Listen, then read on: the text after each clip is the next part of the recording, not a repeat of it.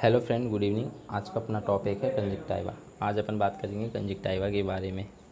Conjunctiva क्या है, part of conjunctiva, layer of conjunctiva, blood supply and nerve supply. तो सबसे पहले अपन बात करते हैं कंजक्टाइवा की।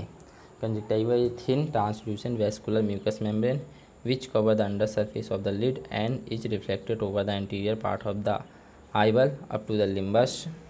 It is exposed to dust, wind, heat and radiation, therefore prone to get infected. Conjunctiva हमारी आँख का वह पार्ट है जो thin translucent vascular mucous membrane की बनी होती है। यह लिड के अंडर सरफेस को कवर करती है। यह हमारे आईबॉल के बाहरी चमकता हुआ भाग है जो लिम्बस के पास होता है। यह हमें dust, wind, heat and radiation और बाहरी इन्फेक्शन से बचाता है। अब अपन बात करते हैं पार्ट ऑफ कंजक्टाइवा की। तो इसके पार्ट हैं palpebral conjunctiva, bulbar conjunctiva, conjunctival fornix, plica semilunaris.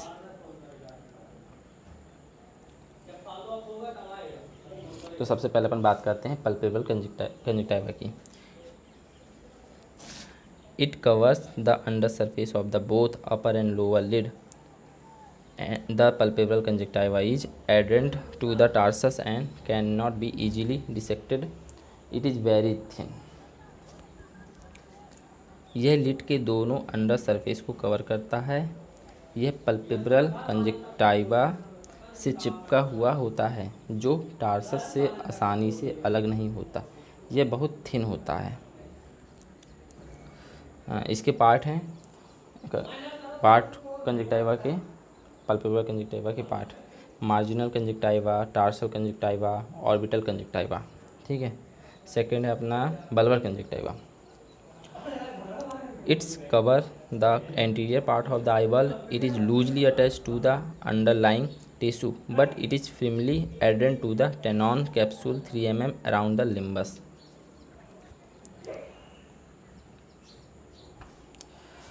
यह हमारे आईबॉल के एंटीरियर पार्ट को कवर करती है। यह टिश्यू के अंडरलाइंग में लूज अटैच होता है लेकिन मजबूती से टेनन कैप्सूल से चिपका हुआ होता है। 3 mm लिम्बस के चारों ओर होता है। बल्बर कंजक्टाइवा के पार्ट हैं स्क्लेरल कंजक्टाइवा और लिम्बल कंजक्टाइवा। अब अपन बात करते हैं कंजक्टाइवल फॉर्निक्स की। These are folds of the conjunctiva formed by the reflection of the mucous membrane from the lids to the eyeball. It is a loose but thick membrane. Joins the bulbar and palpebral conjunctiva. Ducts of the lacrimal glands open into the lateral part of the superior fornix.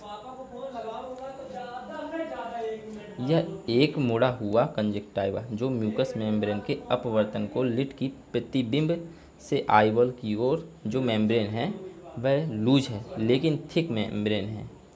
यह दोनों एक दूसरे से जुड़े हुए हैं, पल्पेब्रा और conjunctiva. यह लैक्रिमल ग्लैंड की नली जो लेटरल पार्ट के सुपीरियर फॉर्निक्स से खुलती है। Plica semilunaris. It is a crescentic fold of the conjunctiva situated at the inner canthus.